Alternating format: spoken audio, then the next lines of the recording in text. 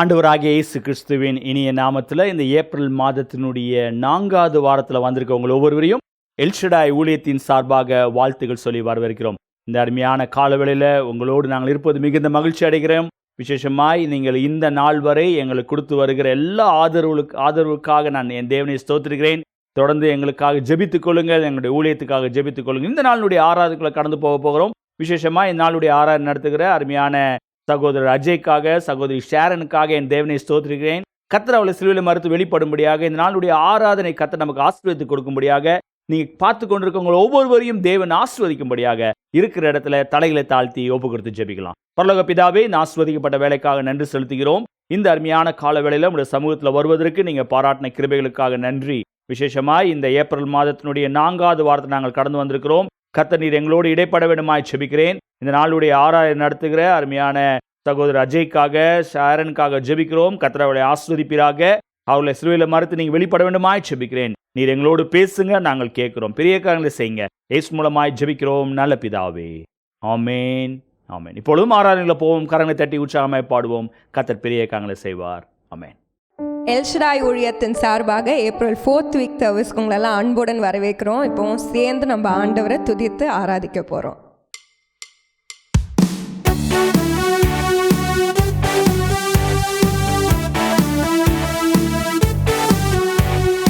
எல்ரோய்க்கு அல்லேலூயா, என்னை நீரை கண்டீரையா, ஏக்கமெல்லாம் தீர்த்தீரையா.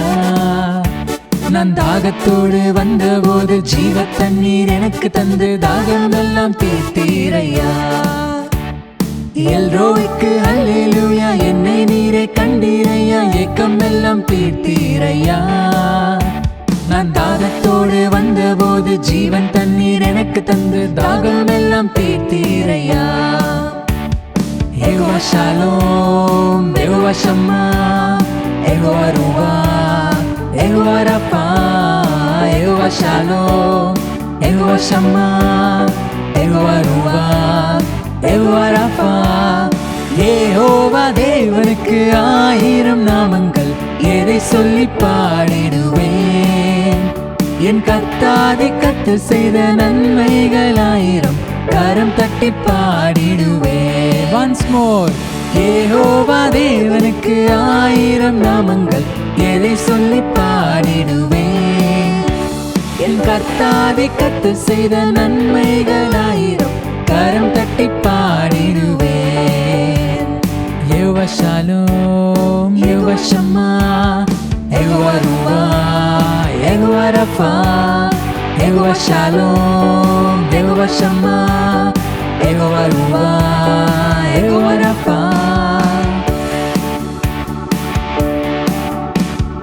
எல்ஷடாயும் நீங்க தாங்க, சர்வ வல்ல தேவனாக என்னை என்றும் நடத்துவீங்க. எபினேசரும் நீங்க தாங்க, உதவி செய்யும் தேவனாக என்னை என்றும் தாங்குவீங்க. எல்ஷடாயும் நீங்க தாங்க, சர்வ வல்ல தேவனாக என்னை என்றும் நடத்துவீங்க.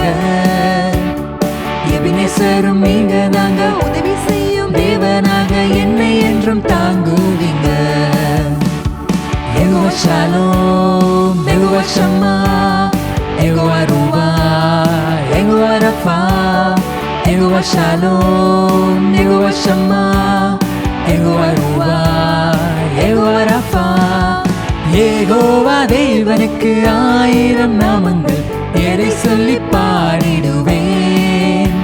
என் கர்த்தாதி கர்த்தர் செய்த நன்மைகள் 1000, கரம் தட்டி பாடிடுவேன்.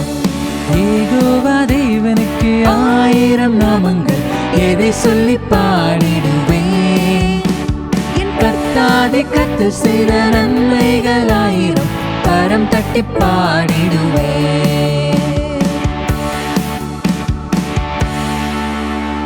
ஆமாம், எகோவா தேவன் நமக்கு நல்லவராகவே இருக்கிறார், நம்மளை பாதுகாக்கிறார். அவர் எகோவா நெசியாக இருந்து வெற்றி தரார். எகோவா ஷம்மாவாக இருக்கிறார், எகோவா ராஃபாவாக இருந்து நமக்கு சுகம் தருகிறார். இப்பொழுதும் சேர்ந்து நம்ம எங்கே இருந்தாலும் எழுந்து நின்று ஆண்டவரை துதிக்க போகிறோம் முழு மனதோடு. ஏசப்பா உங்களுக்கு தான் எல்லா துதி என்று சேர்ந்து இந்த பாடலை பாட போகிறோம்.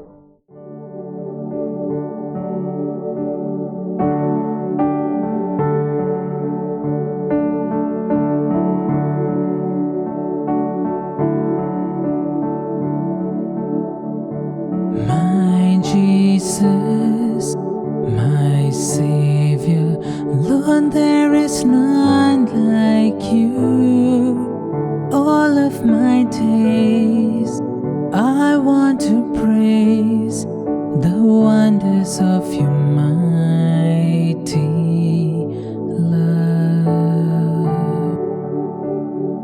My comfort, my shelter, tower of refuge and strength, let every breath, all that I am, never cease to worship you.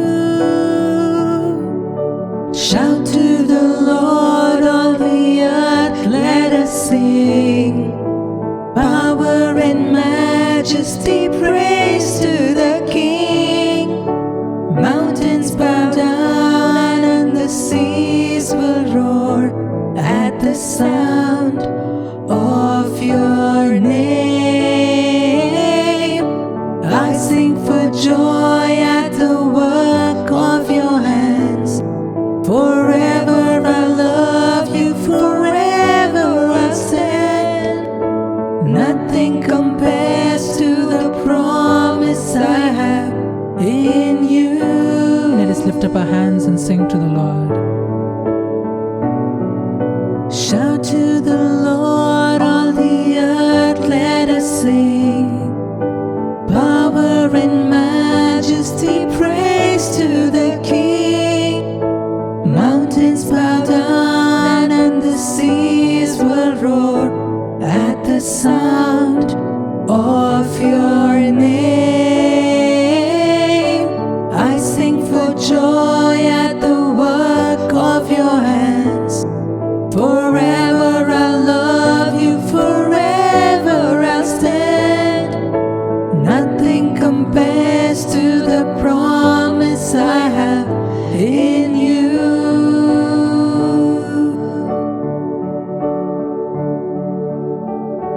My Jesus, my Savior, Lord, there is none like you. All of my days I want to praise the wonders of your mighty love. My comfort, my shelter, tower of refuge and strength, let every breath, all that I am, never cease to worship you. Never cease to worship you. Never cease to worship you. Father, I never cease to worship you.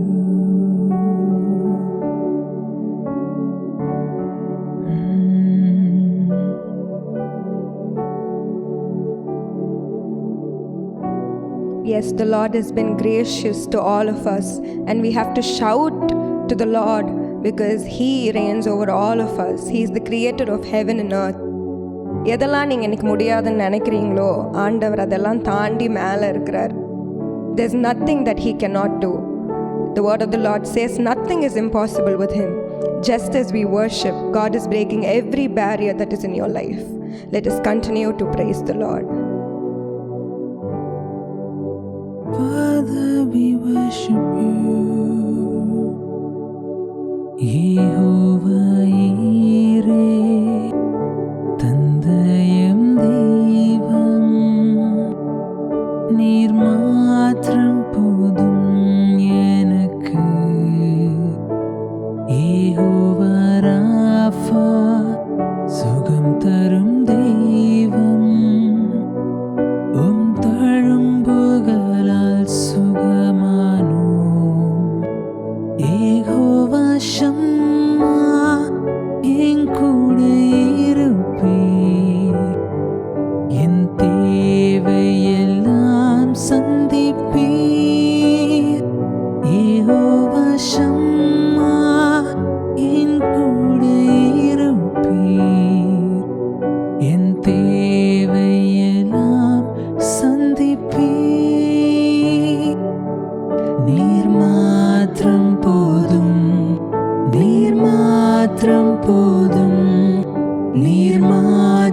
போதும் எனக்கு. எல்லாரும் சேர்ந்து சொல்வோமா? நீர் மாத்திரம் போதும், நீர் மாத்திரம் போதும், நீர் மாத்திரம் போதும் எனக்கு. யெகோவா எலோஹிம், சிருஷ்டிப்பின் தேவனே, உம் வார்த்தையால் உருவாக்கினீர். யெகோவா பரிசுத்தர், உன்னதர் நீரே, உம்மை போல் வேறு தேவனில்லை. யெகோவா ஷாலோம், உம் சமாதானம் தந்தீர் என் உள்ளத்திலே. யெகோவா ஷாலோம், உம் சமாதானம் தந்தீர் என் உள்ளத்திலே. எல்லாரும் சேர்ந்து சொல்வோம். நீர் மாத்திரம் போதும், நீர் மாத்திரம் போதும், நீர் மாத்திரம் போதும் எனக்கு. நீர் மாத்திரம் போதும், நீர் மாத்திரம் போதும், நீர் மாத்திரம் போதும் எனக்கு. இயேசுவே நீரே என் ஆத்மநேசர், என் மேல் எவ்வளவு அன்பு கூர்ந்தீர். என்னையே மீட்க உம்மையே தந்தீர். உம் அன்பிற்கு இணையில்லையே. என் வாழ்நாள் முழுதும் உமக்காக வாழ்வேன். நீரே என்றென்றும் போதும், நீர் மாத்திரம் போதும், நீர் மாத்திரம் போதும், நீர் மாத்திரம் போதும் எனக்கு. நீர் மாத்திரம் போதும், நீர் மாத்திரம் போதும், நீர் மாத்திரம் போதும் எனக்கு.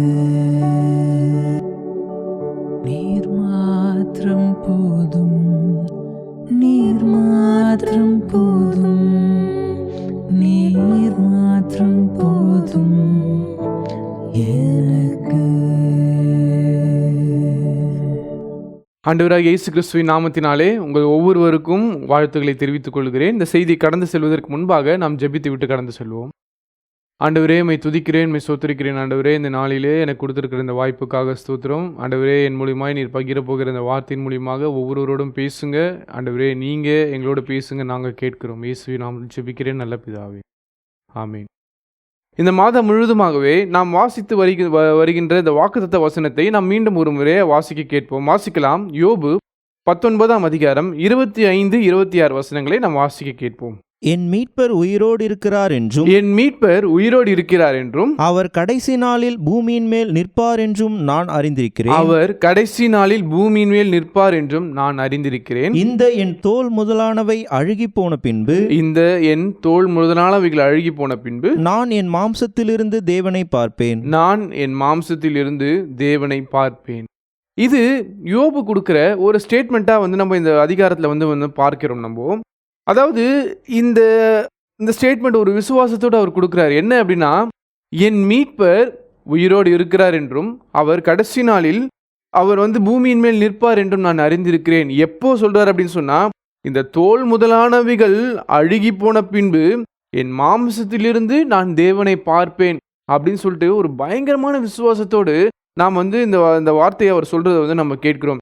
யோபு இந்த வார்த்தைகளை சொல்கிறார் அப்படின்னு சொன்னா, அவர் அநேக ஒரு நல்ல நிலைமையிலையும் நம்ம நிறைய நேரத்தில் ஆண்டவர் இந்த மாதிரி புகழ்றோம் அப்படின்னு சொல்லிச்சுக்கோங்களேன். என் மீட்பர் உயிரோடு இருக்கிறார் அப்படின்னு ஒரு விசுவாசத்துமான வார்த்தையை நம்ம சொல்றோம் அப்படின்னு சொன்னா, அப்போ நம்மளுடைய பேக்ரவுண்ட்ல பாத்தீங்கன்னா நம்மளோட லைஃப் பின்னாடி நல்லா இருக்கும். நம்மளுக்கு நல்ல உணவு, நல்ல உடை, நம்மளுக்கு ஒரு நல்ல சந்தோஷமான வாழ்க்கை, இது எல்லாம் இருக்கும்போது மட்டும்தான் அநேக நேரத்தில் நம்மளால இந்த மாதிரி விசுவாசமான ஒரு வார்த்தையை சொல்ல முடியும், என்னுடைய மீட்பர் உயிரோடு இருக்கிறார் என்று சொல்லி. ஒருவேளை நம்மளுடைய வாழ்க்கை அப்படியே ஒரு மாதிரி தடமாறி போயிட்டு இருக்குன்னு வச்சுக்கோங்களேன். பயங்கரமான கஷ்டத்தில் நீங்கள் இருக்கிறீங்க, அடுத்த வேலைக்கு என்ன பண்ணுறதுன்னு தெரியல, நம்மளுடைய அடுத்த ஃப்யூச்சர் என்ன ஆகுதுன்னு தெரியல, எனக்கு முன்பாக இருக்கிற பாதைகள் ஒன்றுமே இல்லை, எல்லாம் இருளாக இருக்கிறது, வழியே இல்லை, என்னை எல்லாருமே எதிர்க்கிறாங்க, என்னை எல்லாம் நோகடிக்கிறாங்க, இதுக்கப்புறம் எனக்கு ஃப்யூச்சரே இல்லை அப்படின்னு சொல்லிட்டு உங்களுடைய மனநிலை இருக்கும்போது நம்மால இந்த மாதிரி ஒரு வார்த்தையை நம்ம சொல்ல முடியுமா? என் மீட்பர் உயிரோடு இருக்கிறார் என்று நான் அறிந்திருக்கிறேன், என் தோல் முதலானவைகள் அழுகி போன பின்னும் என் மாம்சத்தின் மூலியமாக நான் அவரை காண்பேன் அப்படின்னு சொல்லிட்டு உங்களாலையும் என்னாலையும் அந்த மாதிரி விசுவாசமான வார்த்தைகளை நம்மளால் சொல்ல முடியுமா? ஒருவேளை சொல்ல முடியும் அப்படின்னு சொன்னால் நிச்சயமாகவே நாம் விசுவாசத்தில் வேரூன்றி இருக்கிறோம் என்று தான் சொல்ல முடியும். ஆனால் இந்த மனித வாழ்க்கையில், இந்த மனுஷ வாழ்க்கையில் நம்மளுடைய இந்த மைண்ட் செட்டில் நம்ம வந்து ஒரு சின்ன கஷ்டம் வந்துட்டாலே நம்ம அடுத்து சொல்லுகிற ஒரு வார்த்தை, ஏன் ஆண்டவரே என் வாழ்க்கையில் இப்படி நடந்தது, வை மீ. இந்த வை மீ கொஸ்டின் வந்து எல்லாருக்குமே எப்போவுமே நடக்கிற ஒரு விஷயம் தான். ஏதாவது இன்னும் கொஞ்சம் பெருசு பிரச்சனைகள் பெருசாக போகும்போது நம்ம என்ன பண்ணுறோம், ஆண்டவரே என் வாழ்க்கையில் மட்டும் இப்படி சோதிக்கிறீங்க, நான் உங்ககிட்ட விசுவாசமாக தானே ஆண்டவர் இருந்தேன், நான் உங்ககிட்ட எல்லாமே பண்ணிட்டு தானே ஆண்டவர் இருந்தேன், உங்களுக்கு எல்லா விஷயத்துலையும் நான் உண்மையாக தானே இருந்தேன், ஆனால் ஏன் ஆண்டவர் என் வாழ்க்கையில் இப்படி நடக்குது, அவங்க நல்லா இருக்கிறாங்க ஆண்டவர், இவங்க நல்லா இருக்கிறாங்க அப்படின்னு சொல்லிட்டு நாம் புலம்பி தீர்க்கிறவர்களாக இருந்து கொண்டு இருக்கிறோம். இன்றைக்கு ஒரு வேளை நம்ம லைஃப்பில் நல்லா இருக்கும்போது நம்ம இந்த வார்த்தைகளை சொல்லலாம், ஆனால் நம்மளோட லைஃப் நமக்கு பாதகமாக அமையும் போது, நம்மளுக்கு நெகட்டிவாக அமையும் போது, நமக்கு எதிர்பார்க்காத காரியங்களை நமக்கு இந்த லைஃப் தரும்போது நாம் விசுவாசத்தோடு இந்த வார்த்தைகளை சொல்கிறோமா அப்படின்பதை நாம் நிச்சயமாக நம்ம யோசித்து பார்க்கணும். இந்த யோபு இதுக்கு முன்பாக இந்த அதிகாரத்தை நீங்கள் முழுதுமாகவே நீங்கள் வாசித்து பார்த்தீங்க அப்படின்னு சொன்னால் அவர் அநேக காரியங்களை வந்து சொல்றாரு. யோபு இந்த வார்த்தைகளை சொல்லுகிறார் அப்படின்னு சொன்னால் அவர் ஒரு பயங்கரமாக விசுவாசிச்சாரு.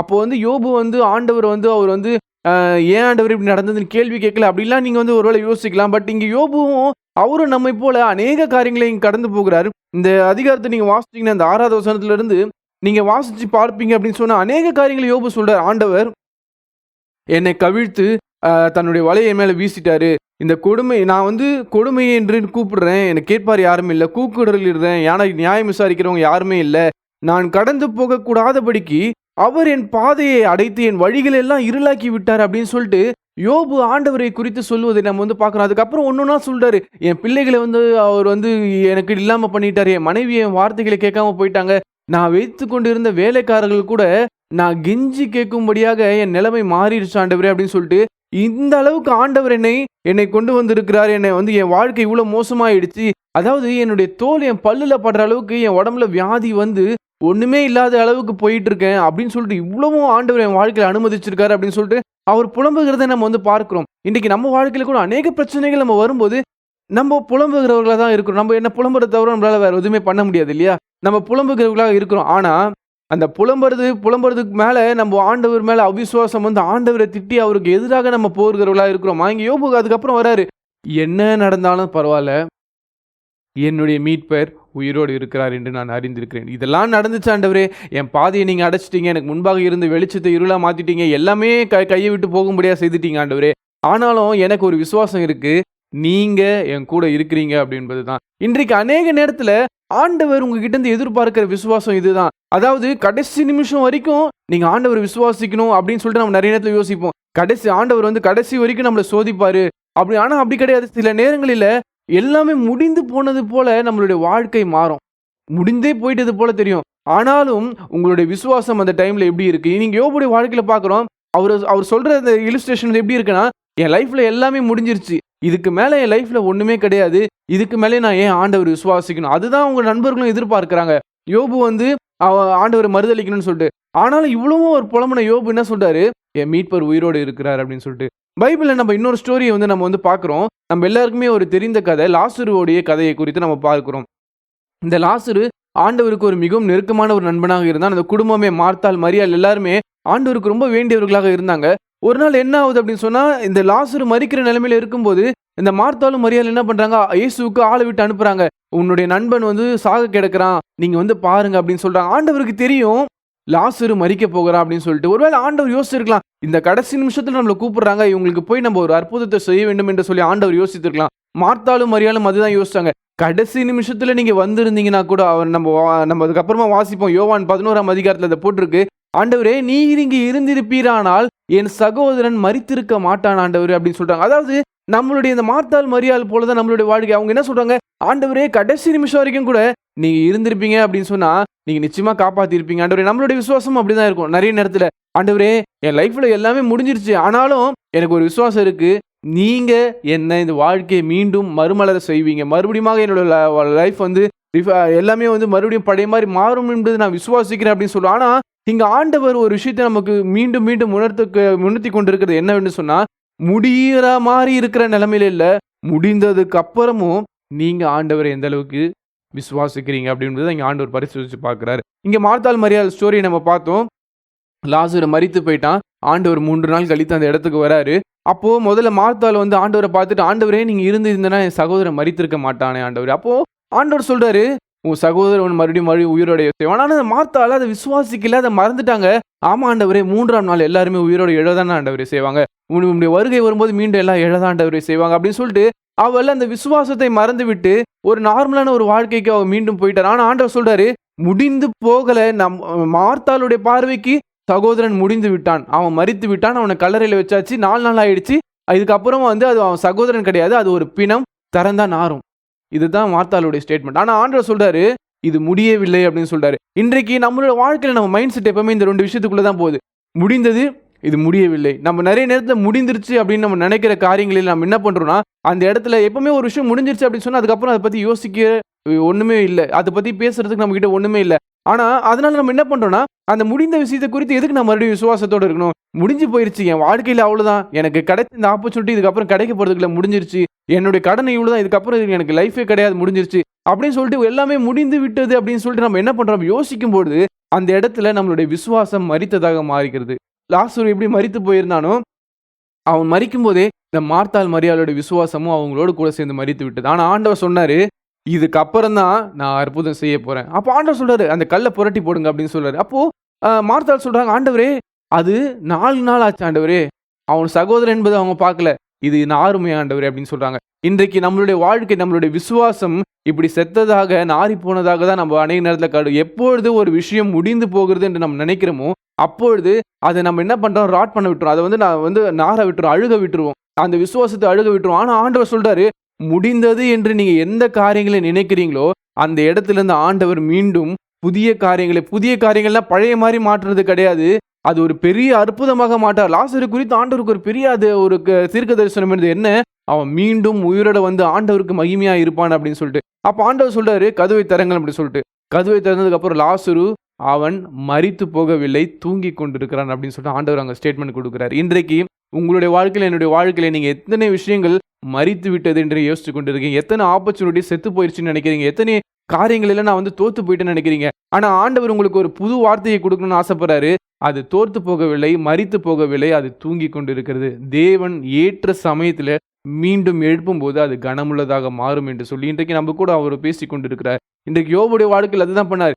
எல்லாமே முடிஞ்சிச்சு அப்படின்னு நினைக்கிற நிலைமையில கூட யோபு பண்ண ஒரே காரியம், ஆண்டவரை அவர் மறுதளிக்கவில்லை, கொடுத்தாலும் சரி எடுத்தாலும் சரி ஆண்டவருக்கு ஸ்தோத்திரம் அப்படின்னு சொல்லி இருந்தார். கடைசியா நம்ம வந்து வாசிக்கிறோம் 42ஆம் அதிகாரத்துல, ஆண்டவர் அவனுடைய சிறையிருப்பை மாற்றினாரு, அவன் இழந்ததை காட்டிலும் 2 மடங்கு அதிகமான ஆசீர்வாதத்தை கொடுத்தாரு. இன்றைக்கு எந்த காரியங்களில நீங்கள் மரித்து விட்டது, இறந்து விட்டது, முடிஞ்சிருச்சு அப்படின்னு நினைக்கிறீங்களோ அந்த காரியத்தை ஆண்டவர் மறுபடியும் ரீக்ரியேட் பண்ண முயற்சி பண்றாரு. அந்த காரியங்களில ரீக்ரியேட் பண்றது மட்டும் இல்ல, அந்த ரீக்ரியேட் பண்றதுல ரெட்டத்தனியான ஆசீர்வாதத்தை ஆண்டவர் கொடுக்க விரும்புகிறார். இன்றைக்கு நம்மளுடைய விசுவாசம் ஒரு நாளும் மரித்து போய்விட, நாரி போய்விட நாம் விடுவதற்கு ஆளாகக்கூடாது.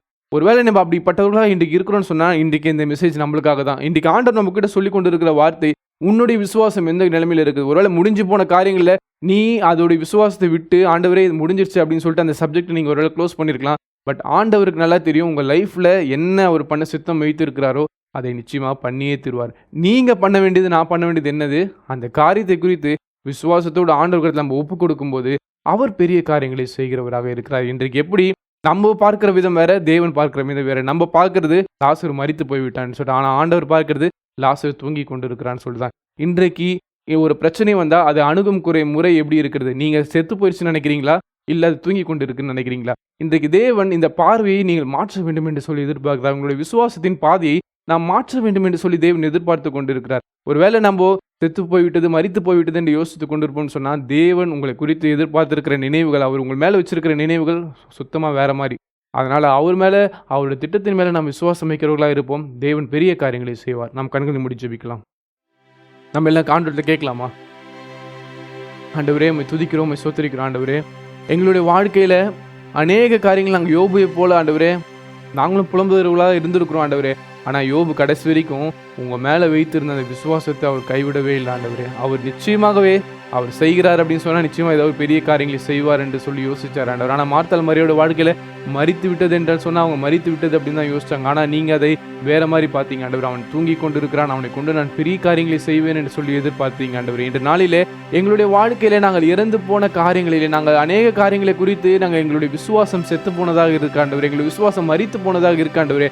ஆனால் ஆண்டவரே, அந்த இழந்த விசுவாசத்தை மீண்டும் நாங்கள் பெற்றுக்கொள்ள எந்தெந்த விஷயங்களிலெல்லாம் எங்களால் இது முடியாது அப்படின்னு நாங்கள் நினைச்சோமோ அந்த விஷயத்தை உங்களுடைய கருத்தில் ஒப்பு கொடுக்குறோம். எங்களுடைய விசுவாசத்தை நீங்கள் பலப்படுத்துங்க.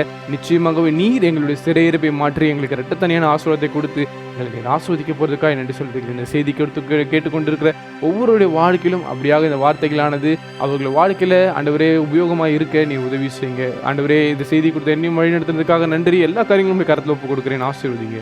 இயேசுவின் நாமத்தில் ஜெபிக்கிறேன் நல்ல பிதாவே. ஆமென். Praise the lord. நல்ல ஒரு ஆராதனை மற்றும் செய்தியை நாம் கேட்டோம். இந்த அருமையான காலவேளையில் இந்த மாதம் முழுவதுமாய் நாம் கேட்டு வந்த செய்தி, என் மீட்பர் உயிரோடு இருக்கிறார். தன்னுடைய இருள் சூழ்ந்த வாழ்க்கையின் மத்தியில், அந்த இருள் சூழ்ந்த நேரத்தில் கூட யோபுக்கு அப்படிப்பட்ட ஒரு விசுவாசம் இருந்தது. இன்றைக்கு நாம் செய்தி கேட்டது போல என் மீட்பர் உயிரோடு இருக்கிறார் என்ற அந்த விசுவாசம் நமக்கு இருக்கிறதா? லாசருவை ஆண்டவர் உயிரோடு எழுப்ப வேண்டும் என்று அவர் பிரயாசப்பட்டு அவர் அந்த இடத்துக்கு கடந்து வந்த போது அவருடைய சகோதரிகள் அவிசுவாசமா இருந்தாங்க. எப்படி ஆண்டவர் இது நடக்கும் என்று ஆச்சரியத்தோட கேட்டாங்க. ஒருவேளை இந்த செய்தியை கேட்டுக்கொண்டிருக்க உங்களுடைய வாழ்க்கையில கூட அநேக தடவை அப்படிப்பட்ட சந்தேகங்கள் எழும்பி இருக்கலாம். என் வாழ்க்கையில் இது நடக்காது, இது எப்படி நடக்கும், இது சாத்தியம் ஆகாது என்று சொல்லி நீங்கள் யோசிக்கலாம். ஆனால் நீங்கள் விசுவாசித்தால் தேவனுடைய மகிமையை காண முடியும். இந்த காலவேளையில் அப்படிப்பட்ட தேவனுக்கு நன்றி செலுத்தி இந்த மாதம் முழுவதுமா நம்ம நடத்தின தேவன் நம்முடைய இக்கட்டான சூழ்நிலை கூட நாம் சொல்லலாம், என் தேவன் என்னை நடத்த வல்லமையுள்ளவர், காரணம் அவர் என் மீட்பர் உயிரோடு இருக்கிறார் என்று. யோபை போல நாம் விசுவாச அறிக்கை செய்வோம். வருகிற நாட்களில் தேவன் நம்மை கொண்டு பெரிய காரியங்களை செய்வாராக. ஒப்பு கொடுத்து ஜெபிக்கலாமா? நல்ல ஆண்டவரே, இந்த அருமையான வேலைக்காக நன்றி செலுத்துகிறோம். இந்த அருமையான கால வேளையில நீர் எங்களோடு இடைப்பட்டதுக்காக நன்றி. நல்ல ஒரு ஆராதனையில் பங்கு பெற்றோம் ஆண்டவரே. நல்ல செய்தியை கேட்டோம். எங்களுடைய விசுவாசத்தில் ஆண்டவரே நாங்கள் வளரத்தக்கதாய் கர்த்தர் கிருபை வேண்டுமாய் ஜெபிக்கிறேன். அநேக தடவை எங்களை சுற்றி நடக்கக்கூடிய சூழ்நிலைகளை பார்த்து நாங்கள் அவிசுவாசம் உள்ளவளாய் இது நடக்காது என்று சொல்லி நாங்கள் அறிக்கை செய்து விடுகிறோம். ஆனால் அப்படிப்பட்ட நிலைமை இல்லாதபடி எங்களுடைய வாழ்க்கையில இந்த கால வேளையில நாங்கள் அறிக்கை செய்கிறோம். அப்பா ஆண்டவரே, என் மீட்பர் உயிரோடு இருக்கிறார், அவர் கடைசி நாட்களிலே நான் அவரை காண்பேன் என்று யோபு சொன்னது போல எங்களுடைய வாழ்க்கையிலும் எங்களுடைய எல்லா தடைகள், எங்களுடைய பிரச்சனைகள், எங்களுடைய பாடுகள் எல்லாவற்றுக்கும் ஒரு முடிவு உண்டு. காரணம் என் மீட்பர் நீங்க உயிரோடு இருப்பதற்காக நன்றி செலுத்துகிறோம். இந்த காலவேளையில இந்த செய்தி கேட்டுக்கொண்டிருக்க ஒவ்வொருவரையும் நீங்க அப்படியாக ஆசீர்வதிப்பீராக. அவருடைய அவிசுவாசம் நீங்க என் தேவன் உதவி செய்யுங்க, பெரிய காரியம் நடப்பித்துக் கொடுங்க. நாளுடைய செய்தி கொடுத்த மகனுக்காக நன்றி. மகனை சிலுவையில் மறித்து ஆண்டவரே சப்பா இன்னும் அநேக மறைப்பொருளை வெளிப்படுத்துங்க, அநேகருக்கு ஆசீர்வாதத்தை உபயோகப்படுத்த வேண்டும் ஜெபிக்கிறேன். வொர்ஷிப் நடத்தின பிள்ளைகளுக்காக ஜெபிக்கிறோம். கர்த்தர் அவளையும் ஆசீர்வதிப்பீராக. ஆண்டவரே, இதை கேட்டுக்கொண்டிருக்க ஒவ்வொருவரையும் நீங்க அப்படியாகவே ஆசீர்வதித்து வழி நடத்த வேண்டும் ஜெபிக்கிறேன். நன்றியோடு கடந்து வந்திருக்கிறோம், எங்களை நீங்க வழி நடத்துங்க, பெரிய காரியங்களை செய்யுங்க. இயேசு மூலமாய் ஜெபிக்கிறோம் நல்ல பிதாவே, ஆமென். என் ஆத்துமாவே கர்த்தரை ஸ்தோத்ரி, என் முழுமே அவருடைய பரிசுத்த நாமத்தை ஸ்தோத்ரி. என் ஆத்துமாவே கர்த்தரை ஸ்தோத்ரி, அவர் செய்த சகல உபகாரங்களையும் மறவாதே. ஆமென். கர்த்தராகிய இயேசு கிறிஸ்துவின் கிருபையும் பிதாவாகிய தேவனுடைய அன்பும் பரிசுத்த ஆவியானவருடைய அன்பின் ஐக்கியமும் நம் அனைவரோடும் கூட இப்பொழுதும் எப்போதும் சதா காலம் இருப்பதாக. ஆமென். ஹல்லேலூயா. கர்த்தர் உங்களை ஆசீர்வதிப்பாராக. ஸ்கிரீன்ல வருகிற வாட்ஸ்அப் நம்பர்ல ஜெப குறிப்பு இருக்கு என்றால் தெரியப்படுத்துங்க. உங்களுக்காக ஜெபிக்க நாங்கள் ஆயத்தமா இருக்கிறோம். கர்த்தர் உங்களை ஆசீர்வதிப்பார்.